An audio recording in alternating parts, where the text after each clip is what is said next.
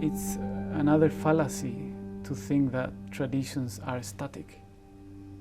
All traditions, all spiritual paths, all type of ways to relate to the unknown, the unseen, the infinity, the divine, God, Goddess. Call them Allah, call them Jesus, Buddha. All these are just denominations. But all the ways have always been evolving through history. Nothing in this field, nothing in human nature is static. When we try to make it static and this is it and this is going to be like this forever, is when we start having problems, because times evolve, things change, and the human condition encounters new problems, and then those new problems need new solutions and new approaches and new answers.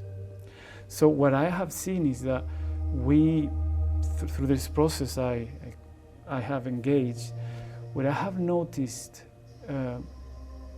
is that, well, the most important thing is that people engage.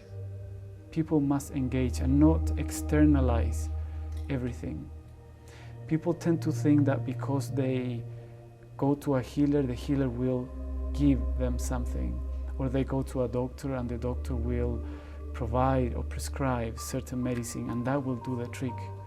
And people, what I have noticed in all these years of research and practice and experience is that people are moving into recognizing, and we need more of this, that they have the key to the health issue. People must engage in their own process. Otherwise, we keep the same habits and we get stuck. We don't evolve.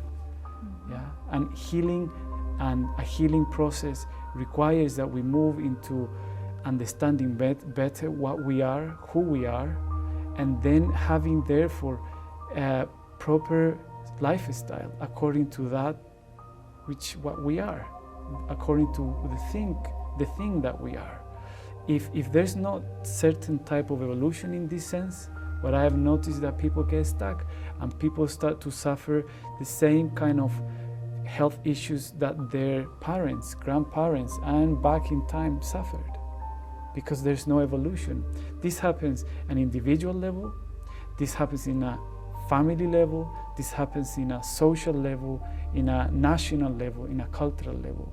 We must encounter ourselves and write a new story.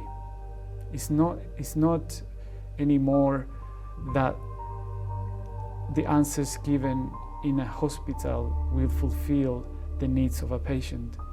That doesn't work anymore. I'm not saying that it's not providing a good contribution, because indeed hospitals are very necessary, doctors are very necessary, nurses are very necessary, and they have done a great job through the last hundreds of years.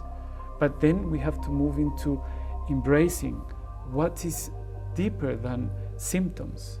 And this is what I've discovered.